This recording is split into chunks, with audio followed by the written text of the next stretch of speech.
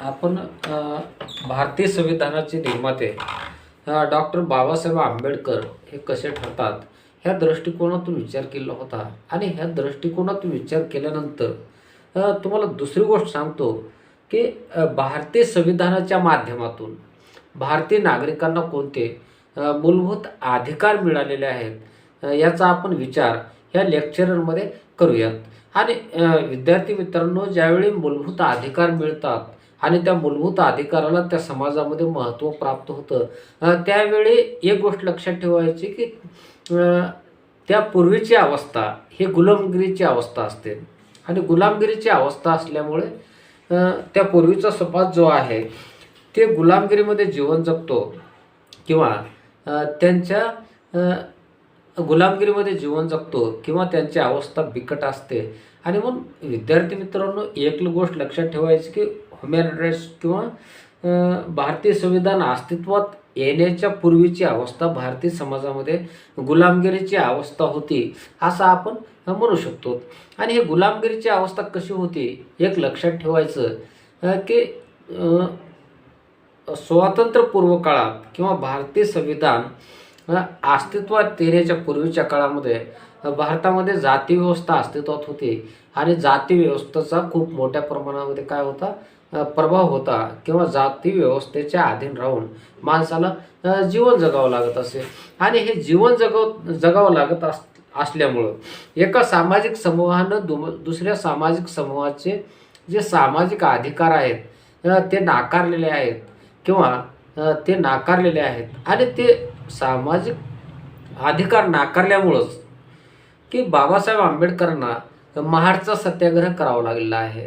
त्याच्यानंतर सामाजिक अधिकार नाकारल्यामुळंच बाबासाहेब आंबेडकरांना नाशिकचा काळाराम मंदिर सत्याग्रह हा करावा लागलेला आहे.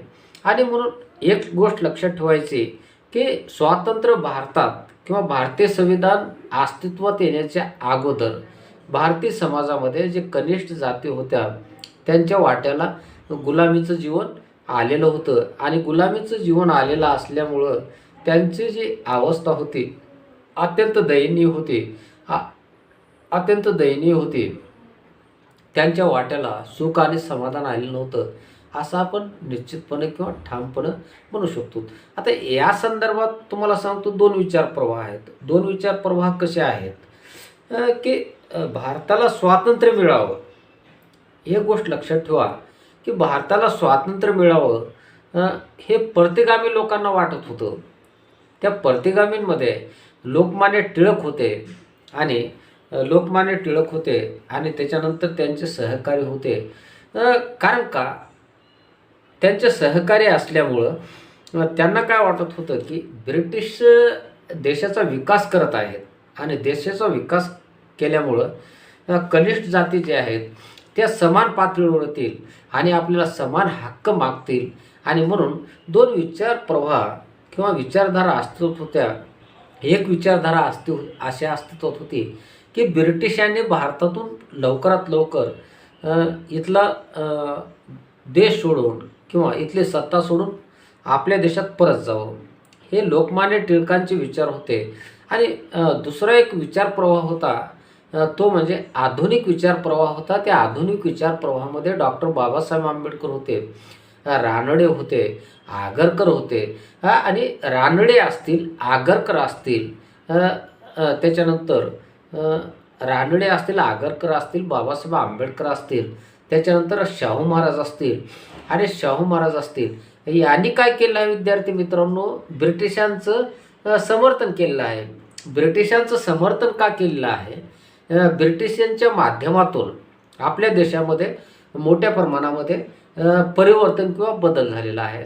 आणि परिवर्तन किंवा बदल होत असताना विद्यार्थी मित्रांनो एक गोष्ट लक्षात ठेवायची की परिवर्तन किंवा बदल होत असताना शाहू महाराज असतील, बाबासाहेब आंबेडकर असतील, रानडे असतील, आगरकर असतील यांची एक विचारधारा होती की ब्रिटिश या देशातून लवकर जाता कामा नये.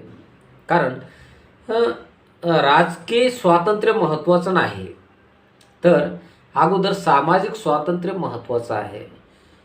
पण लोकमान्य टिळकांना वाटत होतं की राजकीय स्वातंत्र्य जर मिळालं हे महत्त्वाचं आहे की राजकीय स्वातंत्र्य जे मिळालं तर इथल्या कनिष्ठ जाती ह्या वरिष्ठ जातीचे किंवा ब्राह्मणाच्या गुलामगिरीत ठेवता येतात. हे लोकमान्य टिळकांचं विचार किंवा विचारधारा होती.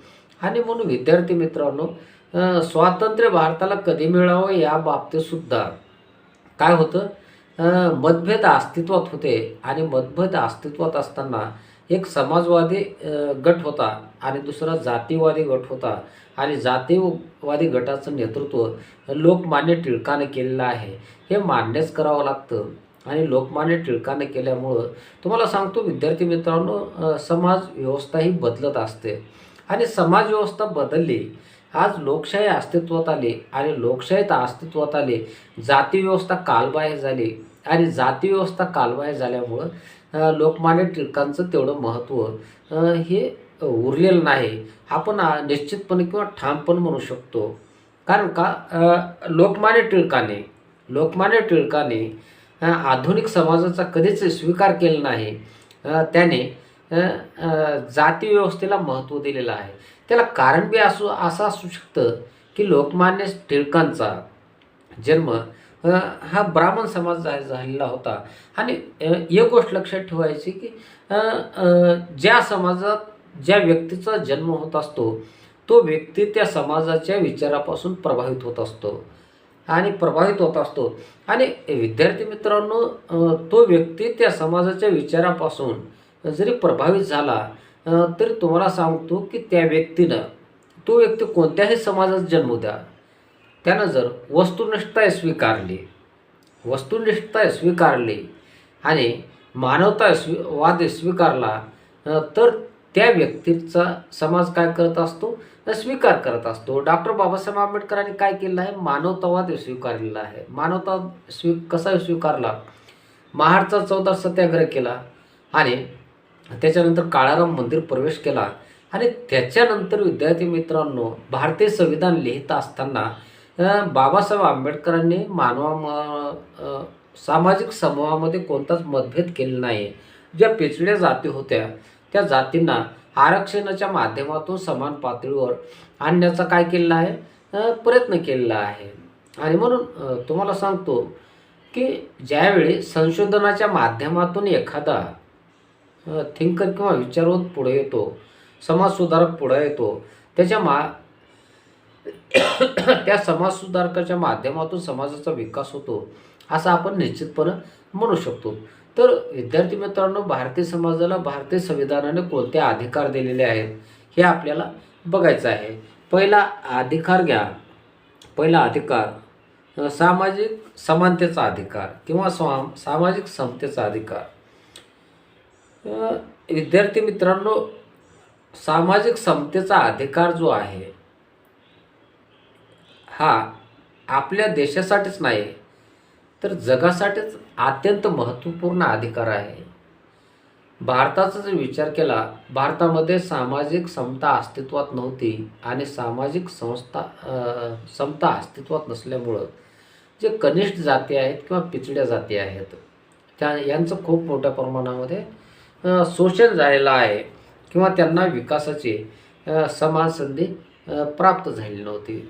परंतु ज्यावेळी बाबासाहेब आंबेडकरांनी भारतीय संविधान लिहिलं त्यावेळी काय केलं आहे की सामाजिक समतेचा अधिकार संपूर्ण भारतीय नागरिकांना बहाल केलेला आहे की तुम्ही सगळे समान पातळीवर आहात. म्हणजे तुमच्यामध्ये काहीच भेदभाव नाही, स्त्री पुरुष भेदभाव नाही. त्याच्यानंतर जाती भेदभाव नाही. पूर्वी जाती भेदभाव मोठ्या प्रमाणात अस्तित्वात होता आणि जाती भेदभावामुळं कनिष्ठ जाती प्रभावित झालेल्या होत्या. आणि कनिष्ठ जाती प्रभावित झाल्यामुळं कनिष्ठ जातींना साधा चांगलं घर बांधण्याचं किंवा आर्थिक उत्पादन करण्याचा सुद्धा अधिकार नव्हता. पण भारतीय संविधानाने सामाजिक समानतेचा अधिकार दिला. आणि सामाजिक समानतेमुळं विद्यार्थी मित्रांनो काय झालं, एक गोष्ट घ्या, सामाजिक समानतेमुळं अस्पृश्यता संपुष्टात आले. सामाजिक समानतेमुळं अस्पृश्यता संपुष्टात आले. स्त्री पुरुष भेद संपुष्टात आले, स्त्री पुरुष एका समान पातळीवर आले. आता इथे एक गोष्ट लक्षात ठेवायची की स्त्री पुरुष आपण जरी आज म्हणत असलं समान पातळीवर आले, तर विद्यार्थी मित्रांनो स्त्री पुरुष समान पातळीवर यायला खूप वेळ लागतो.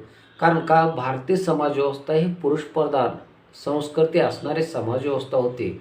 आणि म्हणून आजसुद्धा भारतीय समाज व्यवस्थेमध्ये स्त्रियांचं अस्तित्व पुरुष प्रधान संस्कृती नाकारत असते आणि स्त्रियांवर अन्याय किंवा अत्याचार हे घडवून आणत असते. आता तुम्हाला सांगतो, अन्याय आणि अत्याचार जरी घडवून आणत असतील तरी एक गोष्ट नाकारता येत नाही की भारतीय समाज व्यवस्थेमध्ये स्त्रियांचा दर्जा उंचावलेला आहे.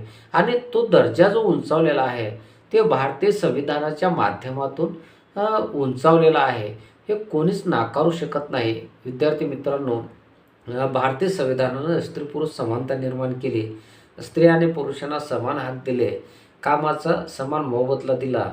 आणि याचं सर्व जे श्रेय आहे भारतीय संविधान किंवा बाबासाहेब आंबेडकरांना जातं असं आपण निश्चितपणे म्हणू शकतो. विद्यार्थी मित्रांनो, इथे गोष्ट सांगू शकतो की भारतीय समाजाचा विचार करत असताना बाबासाहेब आंबेडकरांनी जाती व्यवस्था नाकारलेली होती.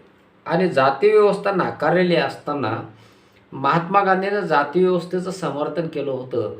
आणि जाती व्यवस्थेचं समर्थन केल्यानंतर बाबासाहेब आंबेडकर आणि महात्मा गांधीचा तिथंच खटका उडालेला होता की बाबासाहेब आंबेडकर काय म्हटले होते की मिस्टर गांधी, तुम्ही जाती व्यवस्था कशी मानता की जाती व्यवस्था जी आहे 4 मजली इमारत आहे, परंतु वरच्या मजल्याचा माणूस खालच्या मजल्यात येऊ शकत नाही आणि खालच्या मजल्याचा माणूस हे वरच्या मजल्यात जाऊ शकत नाही. आणि मग जाती व्यवस्था बिनशिडीची 4 मजली इमारत आहे आणि ती इमारत नष्ट करण्याचं काम आपण केलं पाहिजे मिस्टर गांधी असं म्हटलं होतं. आणि त्याच्यामुळं काय झालेलं विद्यार्थी मित्रांनो, काळाच्या ओघामध्ये जगामध्ये क्रांती घडून आली. त्याच्यानंतर ह्युमॅन राईट्स अस्तित्वात आले, भारत स्वातंत्र्य झाला. आणि बाबासाहेबाला सुद्धा या देशाची तुम्हाला सांगतो की संविधान लिहिण्याचं संधी मिळाली. आणि म्हणून जाती व्यवस्था संपुष्ट आणण्याचं काम बाबासाहेबाच्या किंवा भारतीय संविधानाच्या माध्यमातून झालेलं आहे असं आपण म्हणू शकतो. आता इथे गोष्ट लक्षात ठेवायची की महात्मा गांधींचं जाती व्यवस्थेचं समर्थन केलेलं आहे, हे मान्यच करावं लागतं की परंतु जोपर्यंत काळ बदल गेला किंवा परिवर्तन घडत गेलं, त्या परिवर्तनानुसार महात्मा गांधी काय झालेले आहेत, बाबासाहेबाच्या विचारामुळं प्रभावित झालेले आहेत. आणि बाबासाहेबाच्या विचारामुळं प्रभावित झाल्यामुळं ते जास्तीत जास्त बाबासाहेबाच्या विचाराकडे झुकले होते असं आपण म्हणू शकतो. विद्यार्थी मित्रांनो, त्याच्यानंतरचा पॉईंट बघूयात.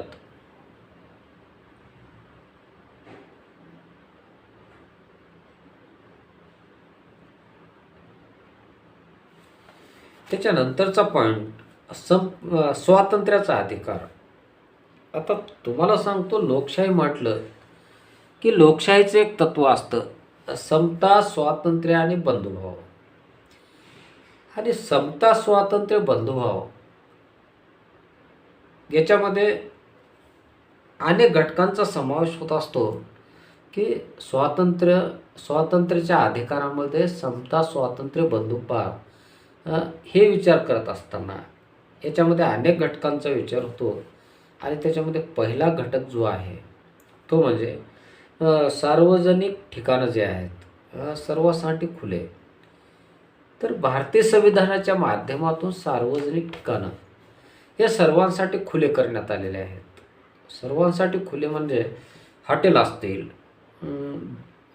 धार्मिक मंदिरं असतील, देवालय असतील, हे पूजेसाठी सर्वांसाठी खुले केलेले आहेत, आस्पर्शांसाठी खुले झालेले आहेत. आणि पूर्वी कसं होतं की आस्पर्शांना सार्वजनिक ठिकाणी जाऊन चहा पिण्याचा अधिकार नव्हता, त्याच्यानंतर नाश्ता घेण्याचा सुद्धा अधिकार नव्हता किंवा मंदिरात प्रवेश करण्याचा सुद्धा अधिकार नव्हता. आता विद्यार्थी मित्रांनो, इथे एक गोष्ट महत्त्वाची ठेवायची, की अस्पृश्यांना त्या काळामध्ये जसा मंदिरात प्रवेशाचा अधिकार नव्हता, तर त्याच परिस्थितीमध्ये विद्यार्थी मित्रांनो आजसुद्धा लक्षात ठेवायचं, की आजसुद्धा अस्पृश्यांना ग्रामीण भागामध्ये अनेक मंदिरामध्ये प्रवेश दिला जात नाही. ज्यावेळी प्रवेश दिला जात नाही, त्यावेळी तुम्हाला सांगतो,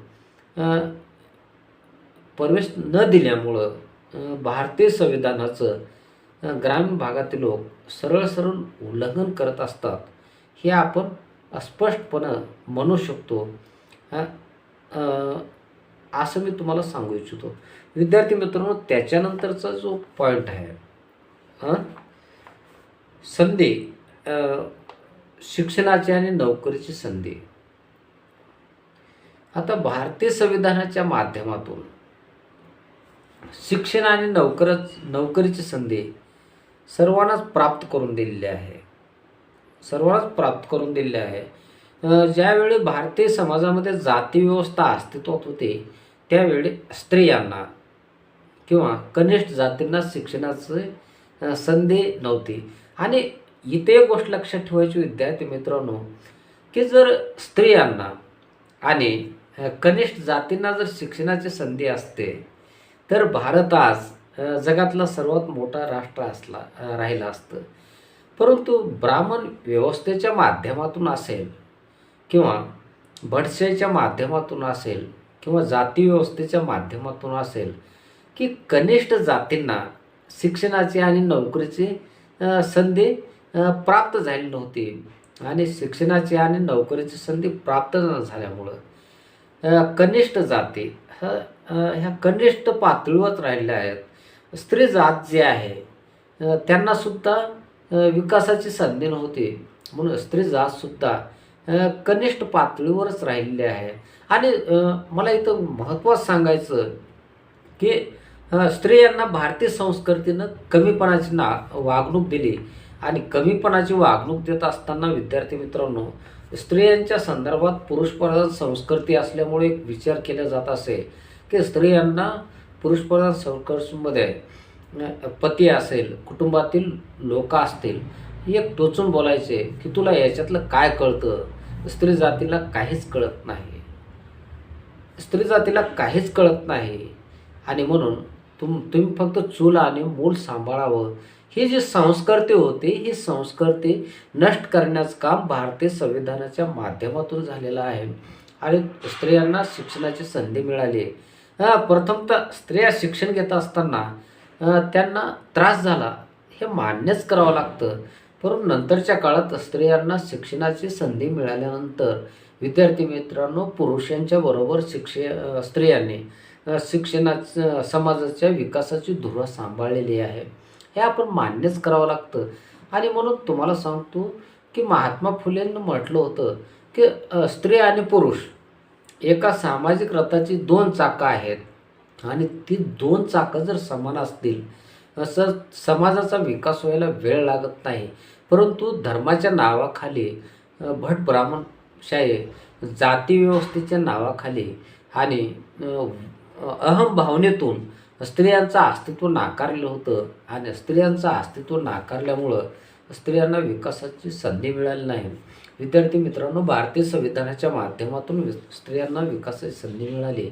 आणि आज स्त्रिया पुरुषांपेक्षा जास्त वरिष्ठ पदावर आहेत, हे नाकारून चालत नाही, असं आपण निश्चितपणे किंवा ठामपणे सांगू शकतो. विद्यार्थी मित्रांनो, त्याच्यानंतरचा पॉईंट घ्या विद्यार्थी मित्रांनो, संपत्तीचा अधिकार. आता संपत्तीचा अधिकार जो आहे विद्यार्थी मित्रांनो, हा अधिकार का देण्यात आलेला आहे? तर पूर्वी कसं होतं, की भारतीय समाज व्यवस्थेमध्ये कनिष्ठ जाती असतील, अस्पृश्य असतील, त्यांना संपत्तीचा अधिकार नव्हता. संपत्ती बाळगण्याचा अधिकार वरिष्ठ जातींनाच होता. चांगलं घर बांधण्याचा अधिकार वरिष्ठ जातींनाच होता. आणि म्हणून बाबासाहेब आंबेडकरांनी संपत्तीचा अधिकार बहाल केलेला आहे. आणि संपत्तीचा अधिकार बहाल करत असताना एक गोष्ट लक्षात ठेवायची की ते संपत्ती विधायक स्वरूपाची असली पाहिजे. विधायक स्वरूपाची असली पाहिजे. ती संपत्ती आपल्या स्वकर्तृत्वातून निर्माण झाली पाहिजे. ती संपत्ती बाळगण्याचा अधिकार भारतीय संविधानाने भारतीय नागरिकांना विद्यार्थी मित्रांनो बहाल केलेला आहे. विद्यार्थी मित्रांनो धन्यवाद. एक लेक्चर झालं, पुढचं लेक्चर नंतर पाहूयात.